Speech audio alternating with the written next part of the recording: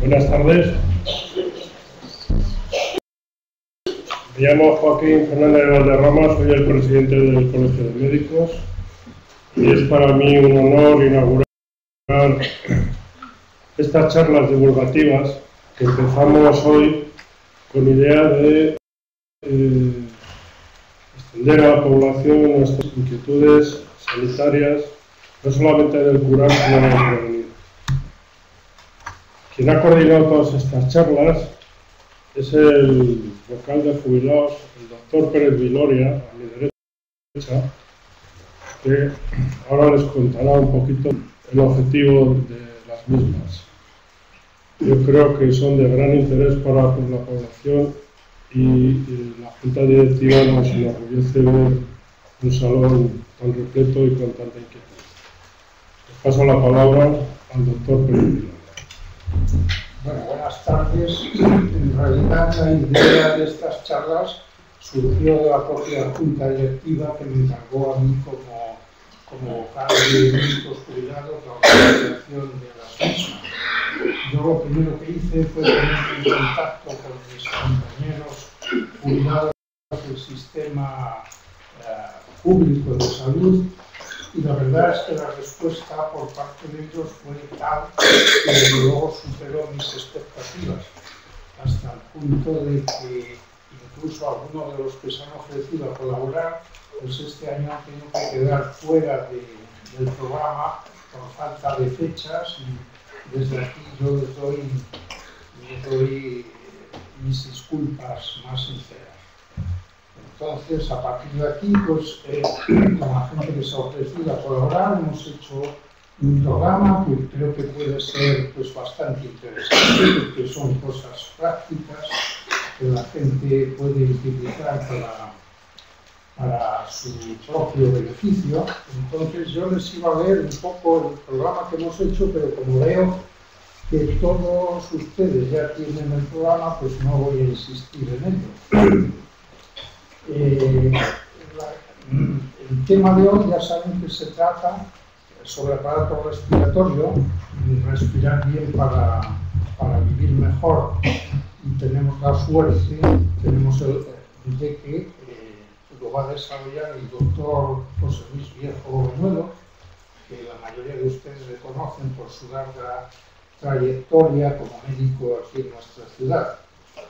Yo podría enumerar un currículum muy amplio, pero yo me quedaría con su personalidad de médico, con el hecho de que él representa prácticamente la neumología moderna de Burgos.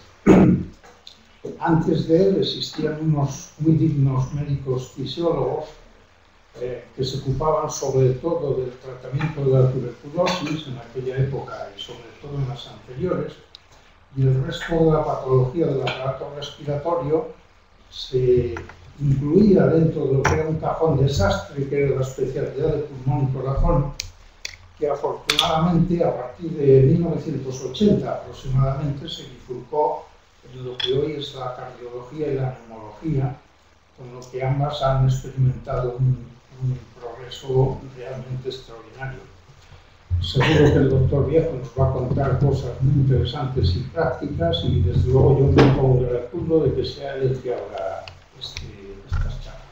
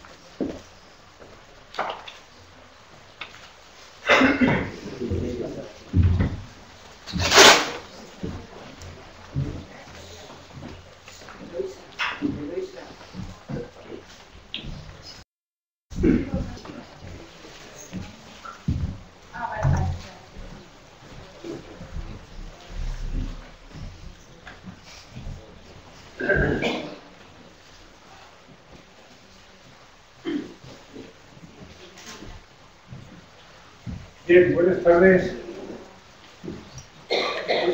se oye bien con este micro que me han puesto aquí, pero muchas gracias por la presentación al presidente del colegio, el doctor Viloria, que es el cardiólogo también que ha trabajado conmigo muchos años. Estoy encantado de estar aquí y de poder hablarles a ustedes, además de hablar a muchos compañeros que veo aquí de nuestra profesión médica, y me alegra ver que estamos todavía en activo, a pesar de que algunos habíamos dejado el hospital. Bien, me corresponde hablar de un tema que espero que sea de su interés. Quiero llevarles a la posibilidad de vivir más, de vivir mejor, a costa de respirar. Tenemos un mundo, y iré poniendo algunas imágenes para ayudar a la conferencia. Tenemos un mundo extenso, grande, pero tenemos un mundo que está muy poblado. Hay multitud de situaciones en las cuales hay acúmulos de personas y muchas veces demasiadas personas en poco sitio. Aquí estoy oyendo también toser algunas personas y los virus y las bacterias se pueden cambiar o intercambiar de unas personas a otras. Bien, aquí tienen ustedes cuando nace el número 6.000 millones de los habitantes de la Tierra. Esto es en el año 1999. Nos parecía que éramos muchos, 6.000 millones, pero en Sarajevo nace esta niña. Aquí ven ustedes que están todos muy simpáticos, menos ese doctor que ahí está muy serio. Los demás están muy alegres porque ha nacido la niña, 6.000 millones. Pero lo que ocurre es que en un espacio corto, un espacio de 12 años, tenemos otra imagen, que es el nacimiento de la niña, 7.000 millones. Es decir, que en 12 años somos capaces de aumentar 1.000 millones de personas y tenemos una superpoblación.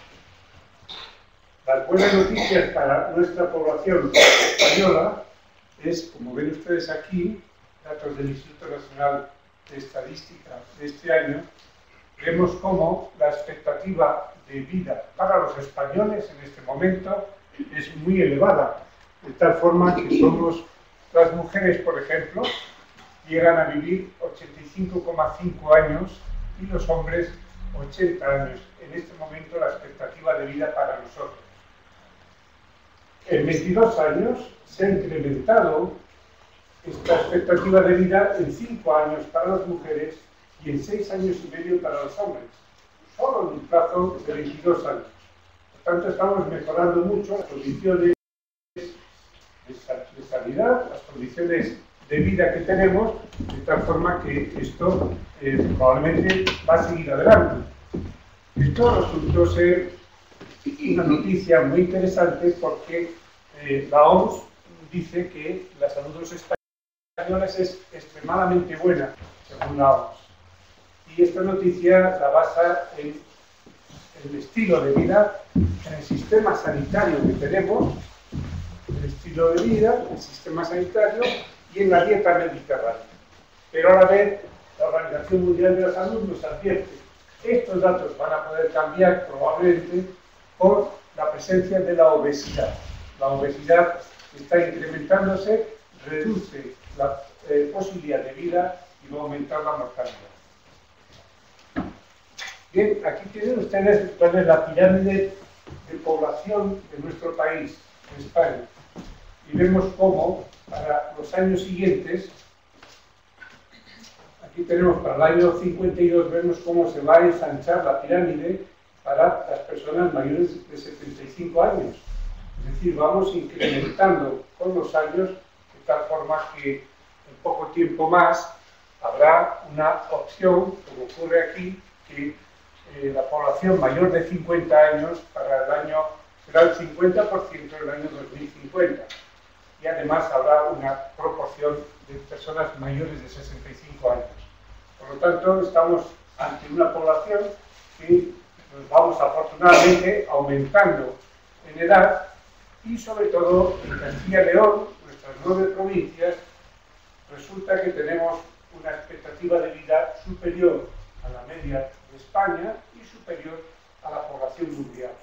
Por tanto, los castellano-leoneses vamos a ser más longevos dentro de poco, dentro del panorama de la población general.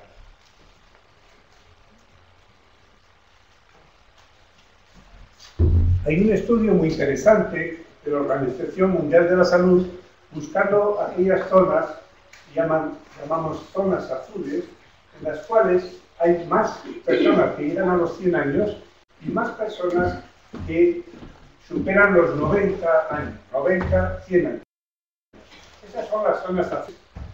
Están investigadas por este investigador de la OMS y ven cómo hay 4 zonas.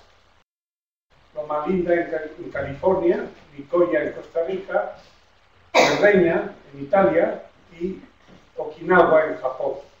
Casi todas están en la mitad, en el Ecuador, más o menos. Investigando por qué las personas viven más, resulta que este investigador nos dice lo siguiente: ¿qué condiciones tienen esos grupos de personas, grupos que viven más de 100 años? Lo primero, tiene una dieta ligera y adecuada. Esto es muy importante. La dieta mediterránea está dentro de estas dietas que favorecen que las personas vivan más años. La segunda cuestión, que es importante, ejercicio moderado. Estas poblaciones hacían ejercicio moderado todos los días con un descanso semanal. Esa es una forma también de activar todo el organismo y de mejorar las condiciones. Y la tercera, y quizás se van a sorprender un poquito, es que tenían actividad social y familiar. Son personas que hablan mucho, que hablan con más. Por lo tanto, es muy importante no quedarse en casa, hay que moverse, hay que hablar en todos los sitios, pero sí que hay que hablar con los demás y hay que tener relación social. Las personas que tienen estas condiciones tienen posibilidades de vivir más. Las personas que hacen reposo, que no tienen una dieta desordenada y que se incomunican, se aíslan de los demás. En la evolución en función de la edad, tenemos nosotros un desarrollo que dividimos en la primera edad, ahí lo tienen marcado, la segunda edad y la tercera edad, por encima de los 75 años. Pues bien, ahí tenemos muchas agresiones a lo largo de los años, tanto en la primera edad, como en la segunda, como en la tercera edad. Estas agresiones hacen que podamos tener disminución de nuestra situación sanitaria y podamos tener fallos o enfermedades. En realidad, lo que se trata es de proteger la salud. Y proteger la salud a base de respirar bien para vivir mejor. Nosotros queremos hacer y queremos hablar de actividades neurosaludables. Una vida que permita, a través de la buena respiración, conseguir una vida más larga. Las dos cosas. Me gustaría recordarles cómo es la situación del aire que respiramos. Aquí tienen ustedes la troposfera y la estratosfera. Y la atmósfera está ocupando todo este espacio. Aquí está la Tierra y esto es hacia arriba el espacio. El 99% de la atmósfera llega hasta aquí. Aquí está la capa de ozono que nos protege del sol. Y luego tenemos aquí menos 50 grados centígrados. Y el 90% de la atmósfera está por debajo de aquí. Por tanto, tenemos aquí el Everest con 8.000 metros, 10 kilos, 20, 30, 40, 50. Estamos rodeados de una atmósfera que es compuesta fundamentalmente por nitrógeno, en un 78%, y oxígeno. Ese oxígeno, que está en un 21%, es lo que necesitamos para vivir. No podemos vivir sin oxígeno. De hecho, cuando hay enfermedades respiratorias graves o agudas, ponemos oxígeno suplementario a las personas para que puedan hacer su actividad. Hay otros gases en menor cantidad, pero ¿cuál es la función de la atmósfera que hemos estado viendo? Pues protege la vida en la Tierra. Toda esa capa de atmósfera lo que hace es absorber parte de la radiación solar, reduce las diferencias de temperatura que hemos visto que eran muy grandes, y es un escudo protector también contra los meteoritos. Si un meteorito ataca la Tierra, al entrar en la atmósfera se integra. Por lo tanto, esta es la función de la atmósfera en la que estamos viviendo. ¿Cómo tomamos el aire para que llegue a los pulmones? Como ustedes saben, el aire lo tenemos que adquirir, entra a través de los bronquios, llega a los pulmones y allí pasa el oxígeno a la sangre. Y la sangre distribuye el oxígeno a todo el organismo. ¿Cómo nosotros recibimos el aire? A través de la nasofaringe, orofaringe, la tráquea y la división de los bronquios, con dos movimientos: inspiración, entrada del aire, y expiración. Bueno, necesitamos humidificar el aire. La situación del aire dentro de los pulmones tiene que tener una saturación de humedad 100%. Vamos a ver cómo se hace esto. Si estamos en una situación de 22 grados ambientales, ahí vemos que el aire ambiente tiene supongamos que tiene un 50% de humedad. Una situación bastante habitual en Burgos, donde no hay grandes situaciones de aumento de humedad como hay alrededor de la costa, digamos. Bueno, pues bien, cuando el aire entra, va calentándose 32 grados aquí, 36 grados y 37 grados cuando llega aquí. Es un calentamiento muy rápido, porque una inspiración es 2 segundos, 3 segundos. El aire se calienta y a la vez se humidifica. 90%, 100%, y a esta altura tiene una humedad relativa del 100%, y aquí tenemos también 37 grados y 100% de humedad. Por lo tanto, hemos conseguido que el aire ambiental se adapte a nuestro organismo para introducirse dentro de los pulmones. Aquí les pongo en este esquema cómo es realmente lo que ocurre. Cuando empieza a entrar el aire, 30 grados, 31, pasa el calor de la tráquea, pasa al aire y aumenta la humedad. Por tanto, 30, 31, 34, hasta 37 cuando llega al pulmón. Aumenta la humedad y aumenta el calor. Inspiración. Cuando el aire sale, va cediendo el calor al organismo y sale con menos humedad y con menos temperatura, pero sale con una temperatura de 34 grados. Por eso habrán visto ustedes, y hemos hecho todos, cuando tenemos frío, calentarnos las manos con el aire que sale, porque el aire sale caliente. Por tanto, este es un mecanismo que nos permite tomar aire en condiciones buenas para que el organismo pueda aprovechar el oxígeno que tenemos. Y esto es lo que hay en la mucosa bronquial, que se estropea tanto con el tabaco, ya lo podemos decir. Tiene estos cilios, y estos cilios tienen dos funciones: retener todo el moco que hay y retener esto, que son las bacterias.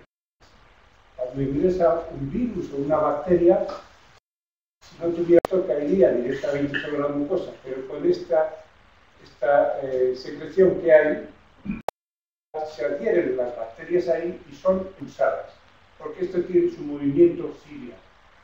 Sin darnos cuenta, durante la noche, la tráquea y los bronquios se limpian con ese movimiento ciliar y expulsan todo lo que hayamos tenido de contenido durante todo el día. Bien, vamos a hablar en primer lugar de los problemas que podemos tener dentro de lo que es la respiración.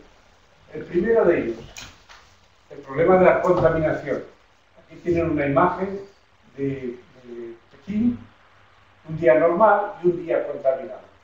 Como pueden suponer, aquí no hay forma de respirar. Y las personas que tienen problemas respiratorios, si hay polución, si el ambiente está contaminado, irritan sus bronquios y produce más alteración de la actividad. La contaminación aumenta las enfermedades respiratorias y además produce también, acelera la aterosclerosis, que es un deterioro progresivo de la vascularización que ocurre con la edad. Cuando hay contaminación también se acelera. Por lo tanto, este es el primer problema. ¿Quién contamina? Pues contamina en estos momentos China, Estados Unidos, aquí lo tienen China, Estados Unidos, Rusia, India y en amarillo todos los demás. Todos contaminamos, unos más que otros. Hay protocolos que no se cumplen y hay decisiones de todos los gobiernos, pero que al final es difícil de cumplir porque el desarrollo empuja a que haya una mayor contaminación. Pero también tenemos contaminación, no hay que ir a buscarla muy lejos. Estamos en un mundo más global, más accesible, pero también más sucio. Esta es la contaminación que vemos a diario en nuestras ciudades. Y ya podemos saber que el transporte público y particular produce el 80% de esta contaminación, la industria, el comercio y servicios, el resto. Pero sabemos que las ciudades muy contaminadas tienen hasta un 20% más de mortalidad.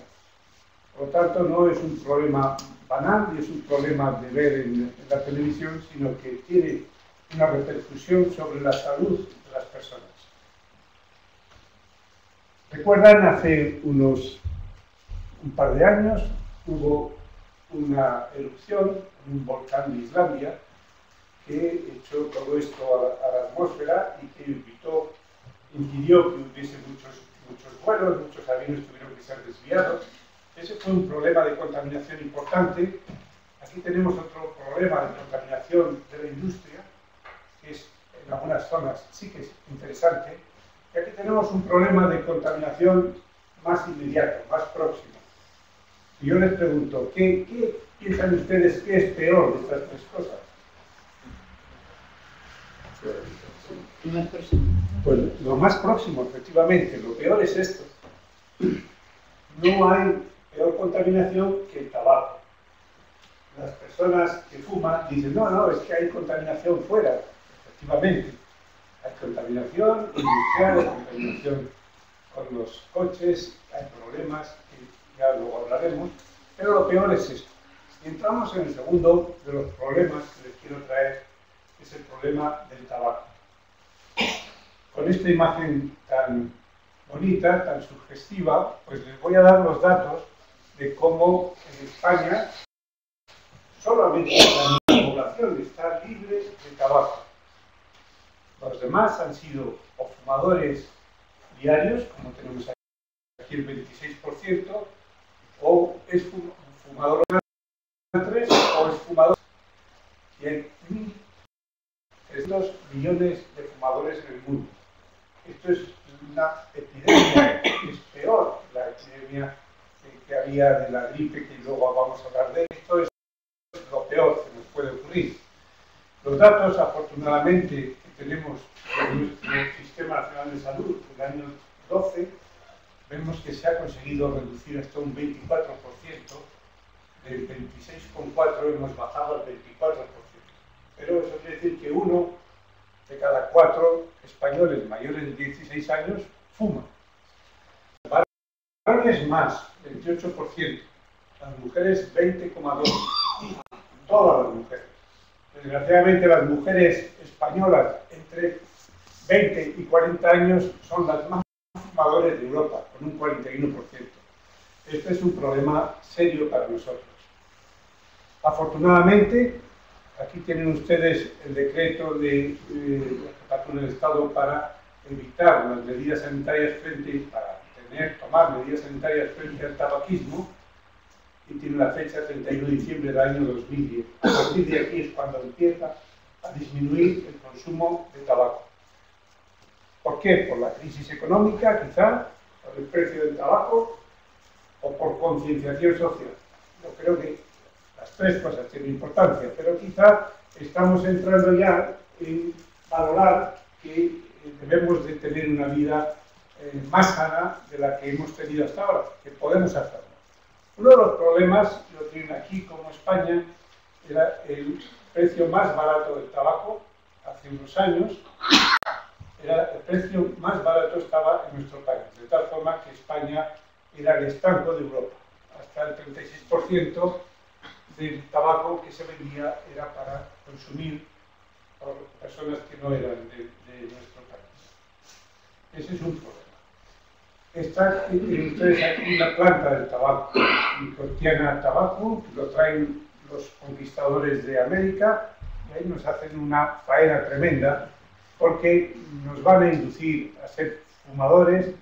Se va a estar durante muchos años como un prestigio ser fumador, se va a usar en muchas ocasiones y a llegar la Gran Guerra, y entonces todos los soldados lo único que hacían era fumar. 1.500.000 millones de fumadores, ya lo decíamos antes. En Europa 1.300.000 personas mueren al año por el tabaco, y en España 52.000 personas cada año solo por el efecto del tabaco. Es responsable de 29 enfermedades, y de ellas 10 de esas enfermedades son cáncer. Por tanto, no podemos hablar bien del tabaco porque no podemos tener buenas razones. Hay una persona que muere cada 8 segundos por el efecto del tabaco. Algo parecido a la imitación de cuántas personas mueren en el desastre de las Torres Gemelas. En poco tiempo muere mucha gente por el efecto del tabaco. Nosotros realizamos en su día un estudio en la ciudad de Burgos y vimos cómo solamente 1 de cada 4 hogares estaban libres de tabaco. En los demás alguien fumaba. Y fíjense ustedes, este es un ejemplo de lo dañino que es el tabaco. Esta es una señora que está fumando, ahí está sometida a una termografía y ven cómo al inicio se ve como hay vascularización perfecta. A los 3 minutos de fumar se pierde la vascularización y a los 5 minutos disminuye la vascularización por el efecto de la nicotina que contrae las arterias, y esto es un poco el ejemplo que tenemos de lo que puede hacer el tabaco. Por tanto, hay muchas situaciones en las que el tabaco es malo, no quiero insistir más, pero hasta hace poco en un estudio que realizamos vimos que el tabaco mataba hasta 1.000 personas al año en nuestro país, en el gremio de la hostelería.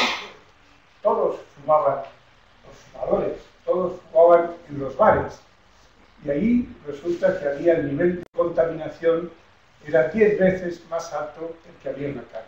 Las personas que trabajaban allí durante 8 o 9 horas contraían enfermedades, a veces sin ser fumadores activos, solo como fumadores pasivos.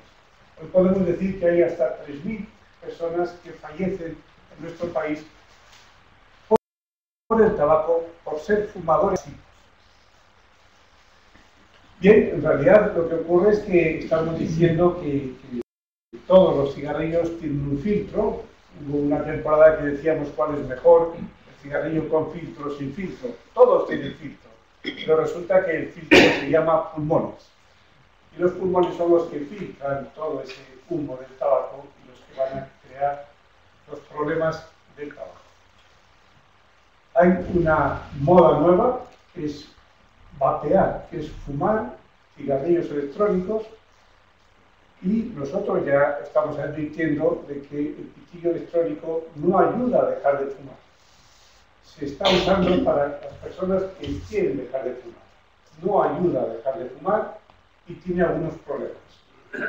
Ya hemos detectado algunas neumonías por el vapeado, por las sustancias que depositan en los pulmones estos cigarrillos electrónicos. Por tanto, no es una buena señal para evitar, no es un buen método para evitar el tabaco, y estamos intentando hacer una normativa también para que se controle este uso de cigarrillos electrónicos. Bien, ¿qué hay de bueno en el tabaco? dejarlo. Esto es lo mejor. ¿Y qué beneficios tenemos del abandono del tabaco? Si uno deja de fumar, ¿qué pasa? Pues miren, a los 20 minutos la tensión arterial, la frecuencia cardíaca vuelven a la normalidad. A los 20 minutos de no haber fumado. Pero a las 12 horas la nicotina y el monóxido de carbono se reducen a la mitad. El oxígeno vuelve a la normalidad. Si esperamos un día completo sin fumar, el monóxido de carbono desaparece del organismo, que es uno de los problemas que crea el tabaco. A los 2 días no hay nicotina en el organismo. Mejora el gusto y el olfato.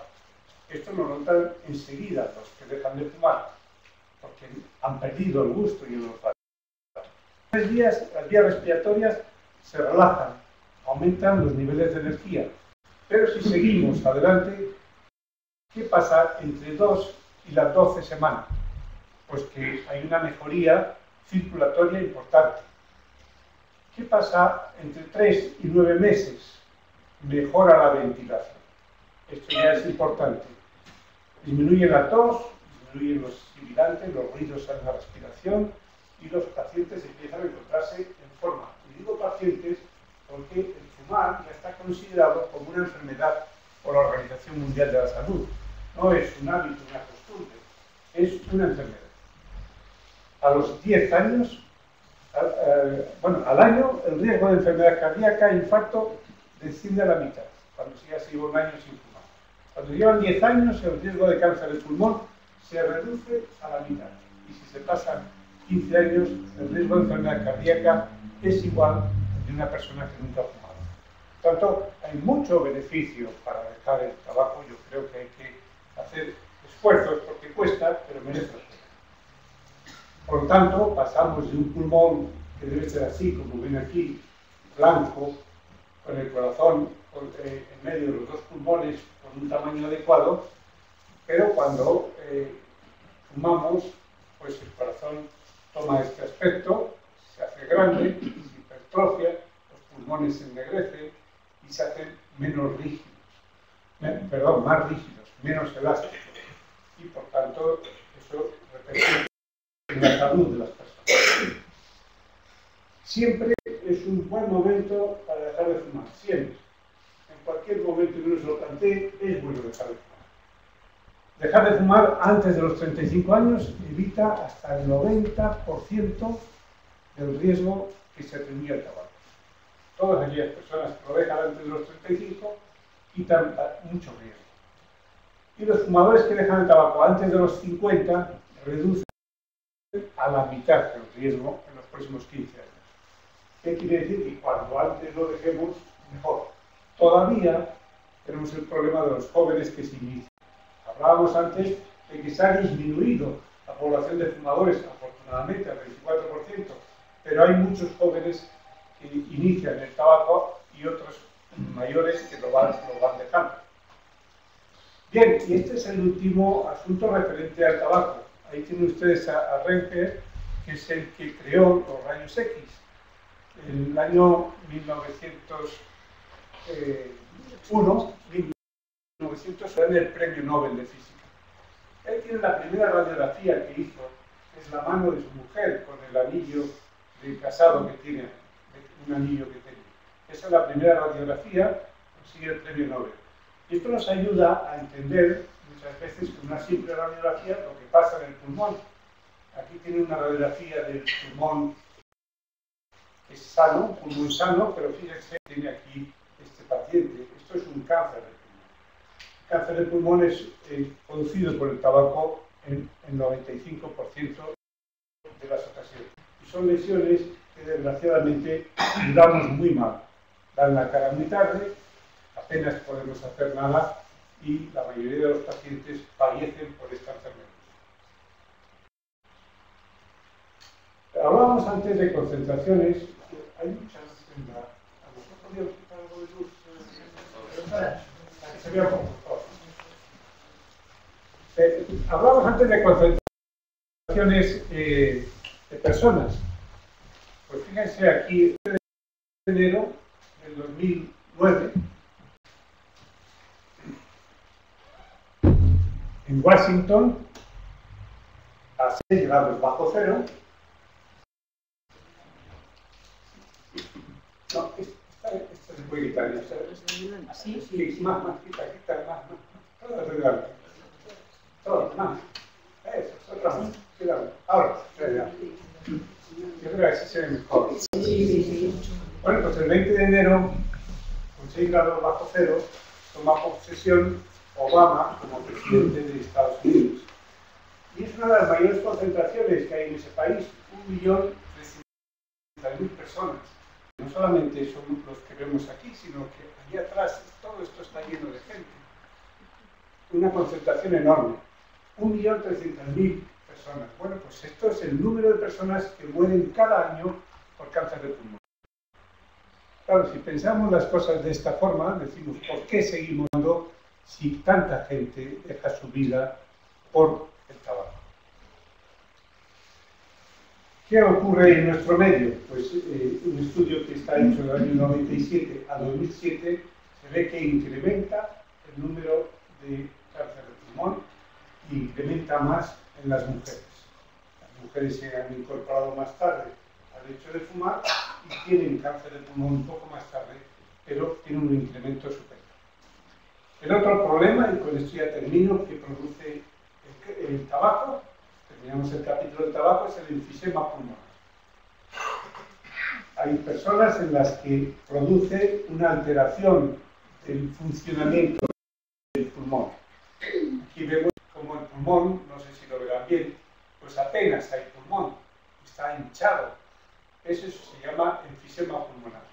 Y eso produce que las personas pierdan función pulmonar. Las personas que están enfermas pierden función pulmonar, de tal forma que si tenían que vivir respirando bien hasta los 80 años, pues pierden función pulmonar y les hace entrar en una muerte prematura. Estamos perdiendo años de vida también por el tabaco. Por tanto, tabaco, nada, fuera. Si tienen algún amigo que fume, dígale que lo deje, cuanto antes lo deje, mejor. Bien, avanzamos un poco más. Tercer tema que pueden tener el aparato respiratorio es la infección. Que venga un germen externo y que se meta en el aparato respiratorio. Tenemos un problema con los pulmones. Pues tenemos el problema de que es el único órgano o uno de los órganos que está en contacto con el exterior. Por tanto, 1000 litros de aire entran y salen cada día de nuestros pulmones, con 16 respiraciones por minuto. Por tanto, hay mucho movimiento de aire y en ese aire hay virus, hay bacterias, hay contaminación, como hemos visto, y a veces hay tabaco, ¿verdad? Pero bueno, ya no hablaremos más del tabaco. Pues a partir de aquí, normalmente el pulmón ya no tiene infección, no debiera de tener infección. Pero fíjense, estos son algunos de los 200 virus que pueden llegar a nuestro sistema respiratorio. Hasta 200 virus. Por eso los catarros no son iguales, ni el catarro es igual a la gripe. La gripe es un virus, pero estos son 200 virus son capaces de infectarnos.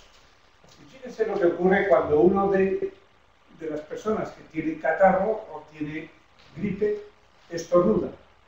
Fíjense la cantidad de gotitas que tiene, infecta en 10 metros alrededor de él, es capaz de infectar a los que están a 10 metros de él. Por tanto, estas gotitas que quedan en suspensión en el aire contienen partículas de virus que puede uno inspirar luego si está cerca. Las personas que tienen esta situación no deben de estar frente al público. Los que tienen gripe tienen que irse en casa y no contagiar a los demás. Bien, recuerden que ya saben ustedes, desde mucho tiempo hubo la gripe española, el año 18-19, mal llamada gripe española porque vino de Estados Unidos, pero se ha quedado con el nombre de gripe española. Fue tan agresiva que mató entre 40 y 50 millones de personas. Familias enteras murieron en el año 18 y principio del año 19 por la gripe española. Entonces esa gripe se llamaba H1N1. Recuerden esto del H1N1. La siguiente pandemia, porque no son epidemias sino pandemias, aparece la gripe asiática, año 57-58. De esto muchos de nosotros nos podríamos acordar. Murieron 1,2 millones de personas. Y esta era una gripe distinta, era H2N2. Vamos a ir recordando. La gripe de Hong Kong fue en el año 69 y murió 1 millón de personas. Era un H3N2. Y nosotros nos preguntábamos, ¿cuándo va a ser la próxima gripe? Nos lo preguntábamos hace 8 años. Y resulta que la tuvimos, la próxima pandemia. Y fue la gripe A. La gripe A fue del año 2009-2010. Mató solo a 17.500 personas, comparado con lo que pasaba antes. La situación sanitaria ha mejorado mucho. El índice de mortalidad era solo del 0,03% de los afectados. Pero vean también que era un H1N1 similar al que teníamos de la gripe española, de la misma familia. Los virus habían virado de la misma forma. Este es el espectáculo de la gripe española del año 18-19. Esto obligó a pensar muy seriamente cómo podíamos conseguir vacunas para evitar esta infección. Y no solo conseguir vacunas, que se han conseguido, sino conseguir que la gente se vacunara. Porque el problema no es que no tengamos vacuna de gripe, es que las personas no quieren vacunarse. Este es el virus de la gripe. Van a ver ahora cómo es esquemáticamente. Tiene un material genético en su interior y tiene unas proteínas fuera, la neuraminidasa y la hemaglutinina. Estas son las que se llaman N1 y H1, N de neuraminidasa y H de hemaglutinina. Estas son las que van cambiando cada año. Por eso hay que vacunarse de la gripe cada año, porque el virus es diferente al del año anterior y al del año anterior. ¿Qué pasa en las últimas temporadas? ¿Qué ha pasado? Pues que la cobertura estaba bastante bien hasta que llegó la gripe A y bajamos a una cobertura de 56,9, lo que nunca había pasado. España era de los países que más se vacunaban en Europa. Y sin embargo tenemos un descenso, estoy hablando para personas mayores de 65 años, causado por el pánico que creó la gripe A y los malos entendidos que hubo con las personas que se oponen a la vacunación. Bien, sin embargo, Castilla y León, afortunadamente, estamos los segundos de las comunidades con una vacunación de 66,3, 10 puntos por encima de la media. Y vemos que en total se vacunan solamente el 20% de las personas, cuando la OMS nos recomienda vacunar al 75% de las personas mayores de 65 años. ¿Por qué hay que vacunar a tanta gente? Porque la vacuna no solamente sirve para el que se vacuna, sino que sirve para toda la sociedad.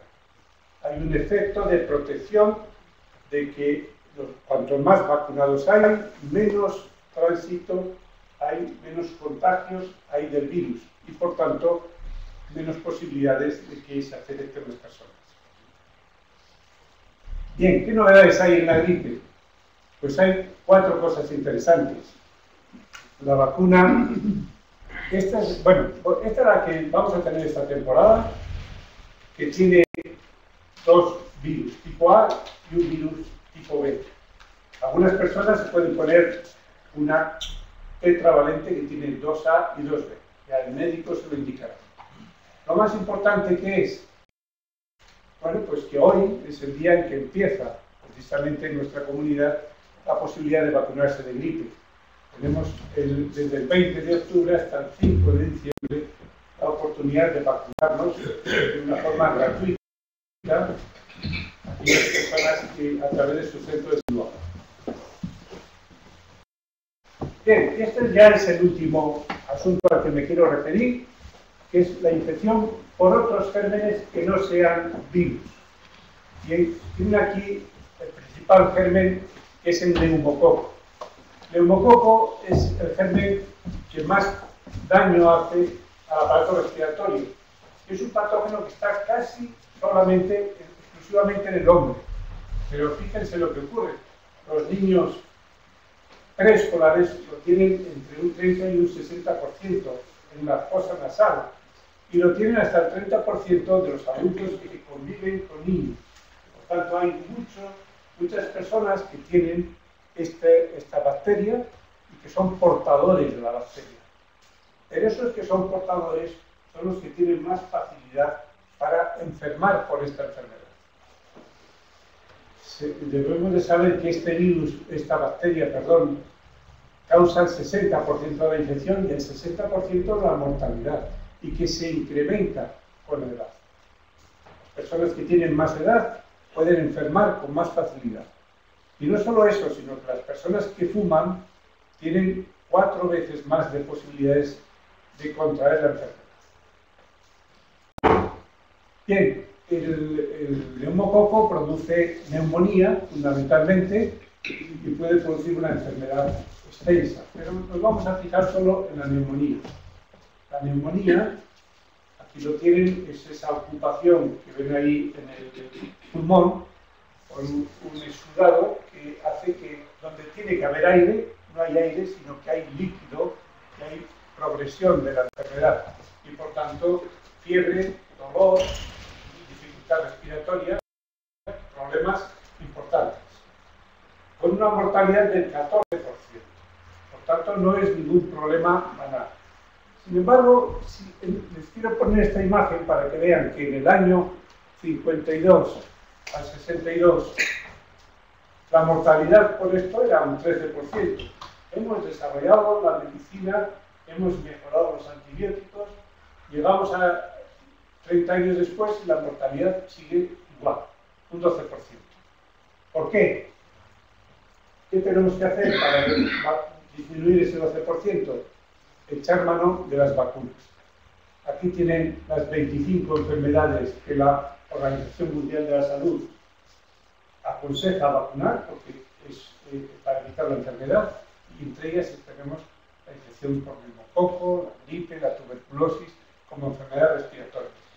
Pero ¿qué ocurre? Que cuando preguntamos a las personas qué opinan de las vacunas, pues aquí tienen la respuesta de 500 españoles que han contestado a estas preguntas. Dicen, las vacunas del adulto pueden salvar vidas. Solo se lo creen el 72%. Sí salvan vidas, y muchas vidas. Si hay una vacuna, la quiero, solamente el 54%. Si nosotros pensamos, si evitamos la neumonía con una vacuna, ¿no nos pondríamos una vacuna? Bueno, tenemos la vacuna, está disponible. A muchas personas está financiada si tienen enfermedad. Si no, se la puede uno pagar de su bolsillo, que no es muy cara, y puede evitar la neumonía en una proporción de un 60%. Y las vacunas son seguras, solo lo creen el 46%. Y las vacunas son muy seguras. Están muy testadas, están muy probadas, como todos los medicamentos. Por tanto, no hay que tener la idea de que las vacunas no son seguras. Son seguras, debemos de aplicarlas.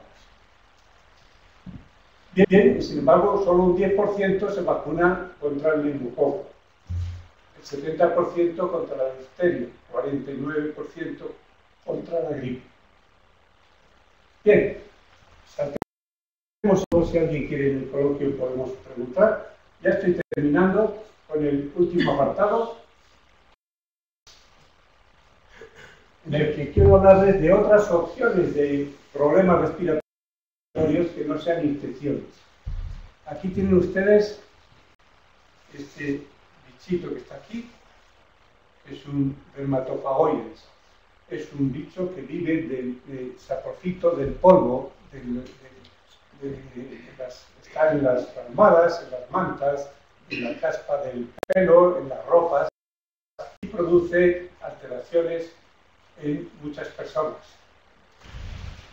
Este es el mapa en el cual Burgos quedaría dentro del área continental ahora, donde tenemos pocos hongos, porque es una zona más seca, donde hay poco dermatofagoide y donde podemos tener algunos problemas de otro tipo. No de los hongos y aspergillus, como les digo, pero sí podemos tener el polen. Y el polen puede producir asma, como bien conocen, en algunas personas. Aquí tienen los pólenes que más pueden afectar en el ambiente en el que estamos en Burgos. Aquí tienen el ciprés y los meses de máxima son febrero y marzo, de máxima polinización. Aquí tienen olivo y gramíneas y también son los meses de mayo y junio las gramíneas, que es el principal problema que tenemos en Burgos. Son los meses de mayo, junio, julio, donde más problemas hay. Ustedes habrán visto aquí cómo los chopos echan también esa pelusa, que todo el mundo está preocupado. Eso no produce alergia, no tiene unas proteínas de un tamaño muy grueso y no son capaces de producir sensibilización. Son molestas y uno está, alguno puede estornudar un poquito, pero no son capaces de producir, como sí que lo son estos otros pólenes que les estoy comentando. Solamente, y ya estoy terminando, recordarles que el asma es una enfermedad entre las 10 enfermedades más frecuentes, que tiene un elevado coste, que se diagnostica poco y que se trata poco. Por tanto, si alguien de ustedes tiene asma, debe de ir al médico, hablarle a su médico, tratarla, porque el asma mejora mucho con tratamiento. Y hay unos factores ambientales también de riesgo para el asma. Los alergenos ya hemos hablado, el tabaco, los virus, la obesidad, pero hay unos factores protectores, curiosamente, como son las infecciones y el contacto con la endotoxina, protege de asma, las dietas macrobióticas y la alimentación materna. Bien, por tanto, yo ya he terminado mis pinceladas de los aspectos que quería tratar y voy a comentarles 4 o 5 conclusiones. La primera, que el aire caliente y húmedo mejora la respiración. Si queremos respirar bien, aire caliente y húmedo. Ideal 21 grados y 70%, 75% de humedad. Muchas personas mejoran cuando se van a Alicante o se van a la costa, porque allí el ambiente tiene estas condiciones. El tabaco causa muchas enfermedades y una gran mortalidad. Hay que evitarlo, hay que desterrarlo. Socialmente lo vamos a hacer, por tanto estamos en el buen camino. El beneficio del abandono del tabaco es temprano, como hemos visto, y es muy útil si se mantiene. Es muy útil si se mantiene. Por tanto, es importante animar a los fumadores que abandonen. La vacunación anual de gripe y la vacuna contra el neumococo son más útiles para las personas que son mayores de 50 años. El asma y la enfermedad crónica deben ser planificadas en su manejo por el neumólogo. Luego, los médicos de familia, lógicamente, han de trabajar en estas dos enfermedades, como en otras muchas. Pero el planteamiento, el estudio general, el diseño del manejo de la enfermedad corresponde al especialista en vida. Y por último, recuerden las actividades de vivimos saludables. Vamos a conseguir entre todos tener una mejor salud respiratoria. Muchas gracias.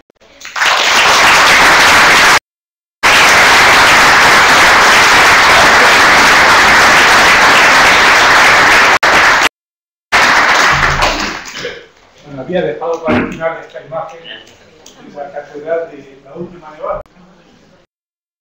Aire frío, por tanto, cuidado, pero fotos muy bonitas. Si nieva se puede salir bien abrigado. Muchas veces es interesante protegerse un poco de la respiración para que el aire se caliente antes de entrar.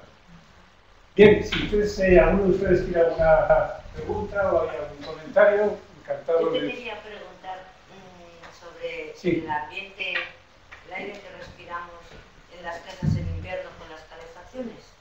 Me gustaría que me dieras un dato así de mantener sobre todo.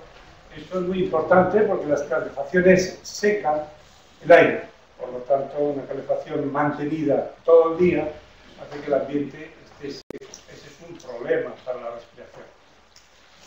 El segundo problema es que no hay intercambio, tiene que haber un intercambio de aire con el exterior, aunque sea muy frío.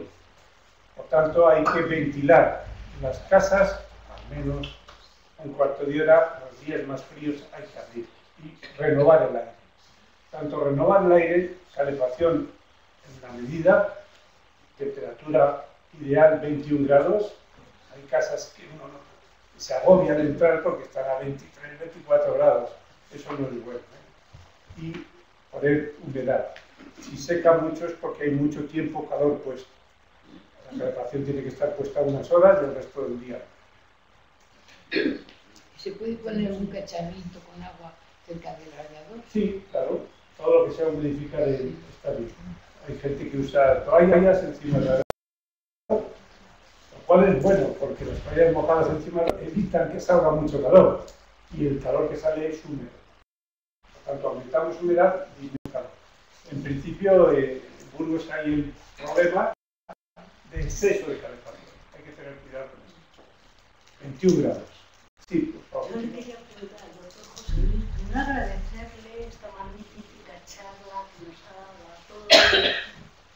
Y segundo, en esta atmósfera tan fría, con esta foto tan magnífica, ¿nos recomienda salir a andar a correr? Bien, esta es una observación no banal, es muy interesante lo que comentas. Cuando uno sale a la calle, ya comentaba yo antes que hay 4 o 5 grados bajo cero, hay que protegerse las personas que tienen hipersensibilidad. Hay un 25% de la población que tiene hiperrespuesta bronquial. Cuando algo agrede a su bronquio, el bronquio se cierra. Eso en algunos pacientes produce asma, en otros solo hiperrespuesta bronquial. Uno de los problemas es el aire frío. Por tanto, no se puede uno salir a correr un día que hay 4 bajo cero, porque los bronquios se van a cerrar. Muchas personas que hacen esto, al principio notan que tienen dificultad y luego poco a poco dicen que van mejor. Efectivamente, van calentando el aire, como hemos explicado, y aquello se va funcionando. Para la persona que no hace ejercicio, hay que abrigarse un poquito y cerrar con una bufanda. La mayoría lo hacemos, protegemos un poquito la entrada de aire frío. Es importante, el aire frío no es bueno. No es bueno el cambio brusco de temperatura, entrar en una cámara frigorífica, salir y volver a entrar. Las personas que hacen eso acaban teniendo problemas respiratorios. La vacuna del neumococos es una vez solo, ¿cuándo hay que hacerlo? Bueno, yo no entré en detalle, hay 2 tipos de vacunas. Hay una vacuna que se llama Neumo 23, con 23 serotipos, que se ha estado poniendo desde hace 20 años en la población de nuestra región, financiada por el SACIR. Hasta ahí todo bien. Ahora hay una vacuna nueva de 13 serotipos que se llama Prevenar 13, es la que ponemos a los niños en 3 dosis para que se inmunicen. Esa vacuna misma es la que ahora estamos aconsejando para mayores de 50 años y sobre todo para aquellas personas que tienen algún otro problema o enfermedad crónica. En algunos casos está financiada, en otros no. Hay que comprar en la farmacia y luego ir al centro de salud a que la pongan. El coste son 72 euros. Pero si uno, por una inyección, evita una neumonía, como sí que lo va a hacer en un 68% de las posibilidades de evitar neumonía, es muy barato evitar la neumonía. Pero siempre y cuando tengas algún problema respiratorio.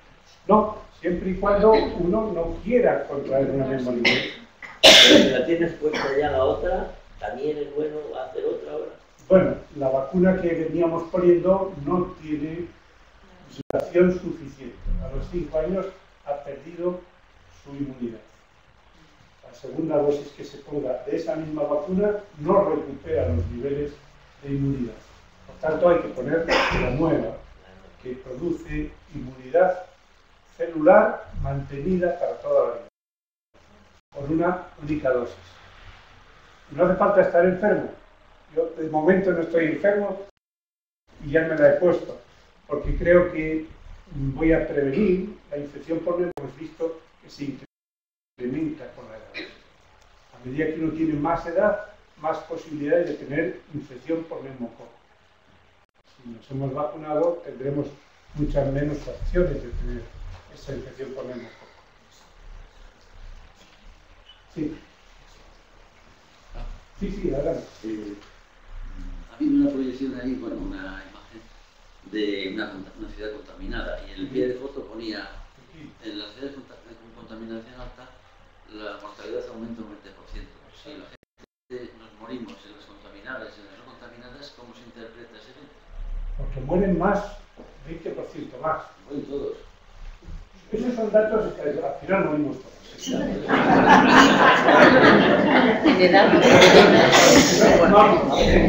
Hasta los no fumadores acabaremos muriendo. No, son datos estadísticos. Por ejemplo, se sabe que aquellas personas que toman estatinas, igual la mitad de los que estamos aquí tomamos estatinas, pues tenemos un 12% menos de mortalidad. Los fumadores, comparado con los fumadores, con los no fumadores, pierden un 25% de vida. La contaminación aumenta el 20% la mortalidad. Son datos estadísticos. No quiere decir que por vivir allí vaya a morir al día siguiente. Aquí tenemos fumadores que a los 90 años siguen fumando y dando envidia a los otros y dicen, ya bien estoy, aquí estoy fumando un cigarrillo. Hoy en día no sabemos qué personas son susceptibles al tabaco. Genéticamente lo estamos investigando, pero aún no lo sabemos. Como no sabemos quién es el que el tabaco le va a hacer daño, hay que aconsejar a todos que dejen el tabaco. Igual que no sabemos quién va a contraer la gripe aquí, yo les aconsejo a todos ustedes que se vacunen. Si supiéramos que va a contraer la gripe 3, vacunamos los 3 y ya está.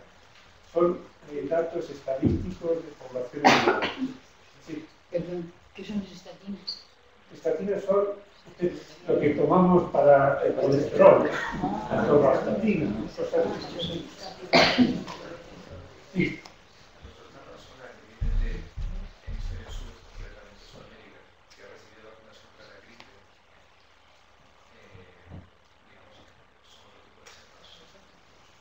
Debería vacunarse igualmente aquí.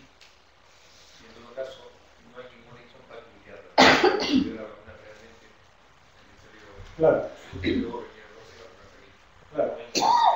No, nosotros aquí estamos estamos hoy, la vacuna virus que ha habido en el verano anterior en el hemisferio sur.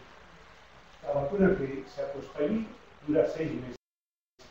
A los 6 meses ha perdido efectividad.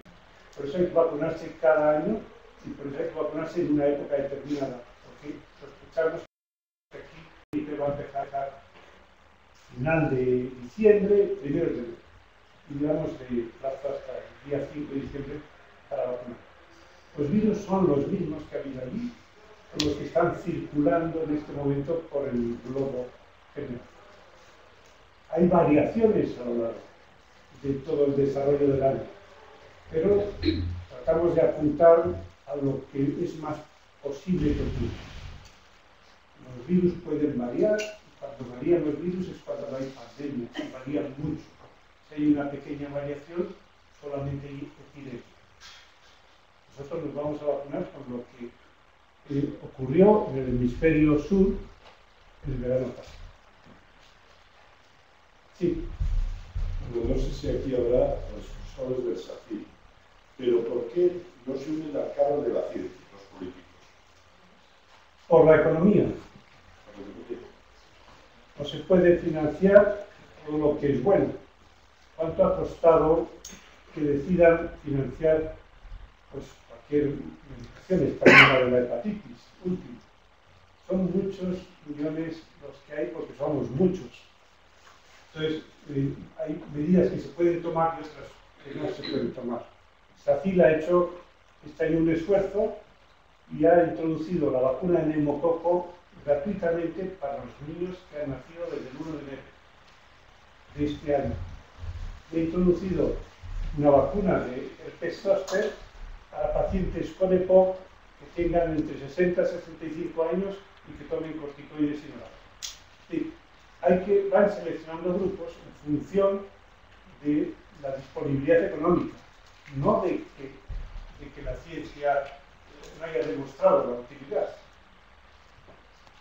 Sí, pero sí, vamos a ver. Si la ciencia ha demostrado la inutilidad, bueno, no inutilidad, pero vamos, de la vacuna primera, ¿por qué siguen recomendando o subvencionando la vacuna que sirve menos? Entonces, yo es que no sé si hay una coherencia en el político.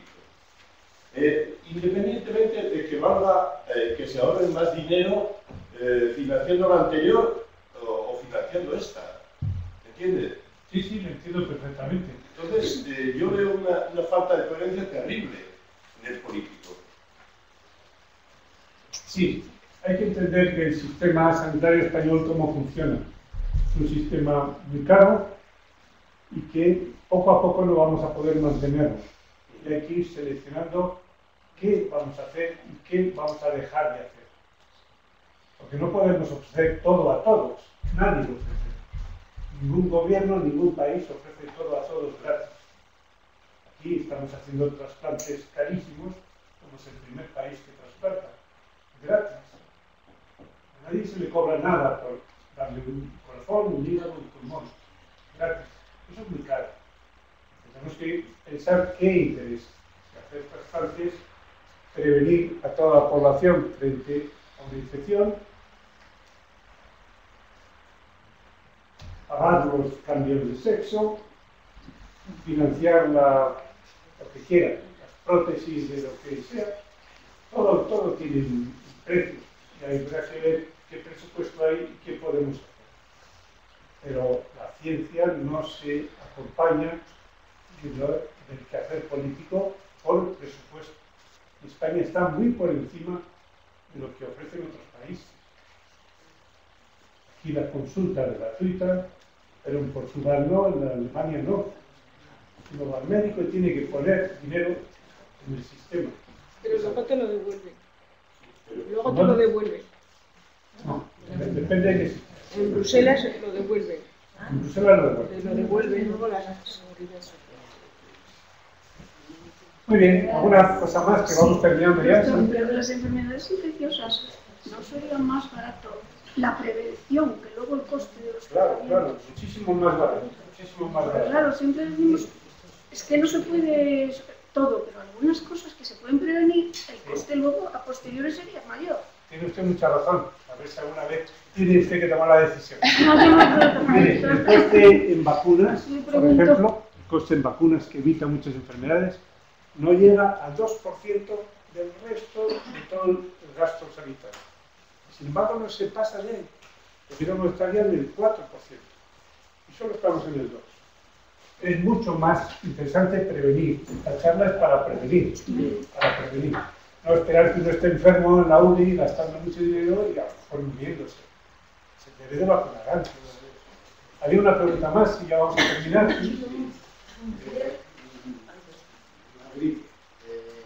Dejar de fumar, vacunarse contra la gripe y otras enfermedades, todo eso, estupendo.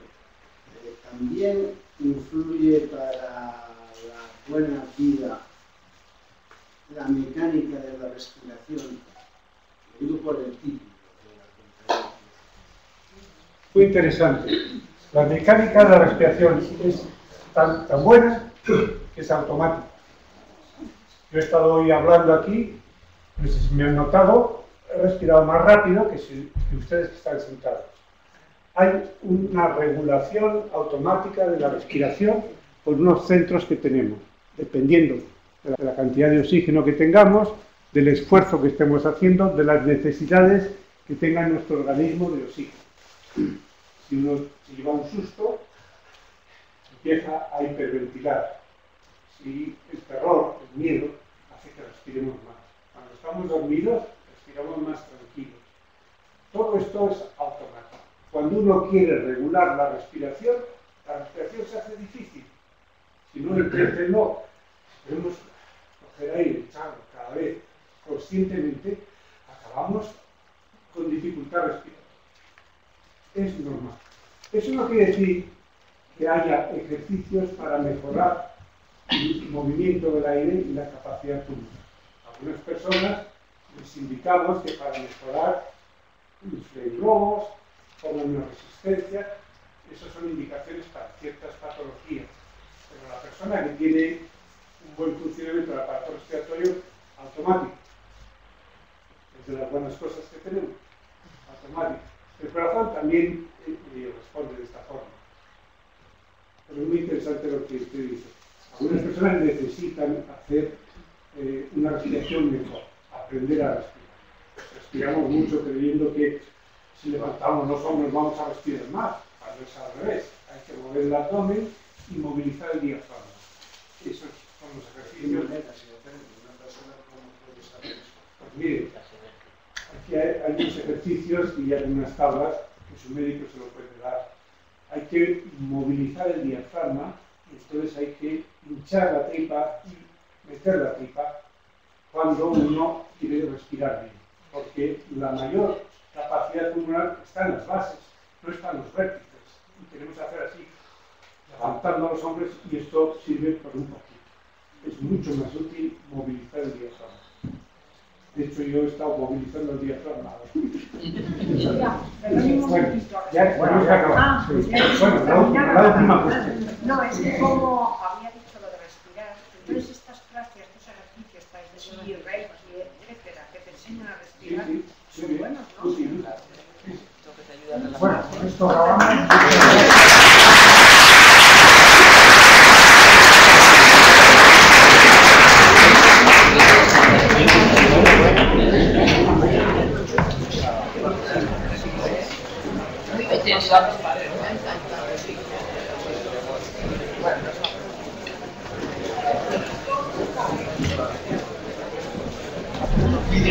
¿Te vas?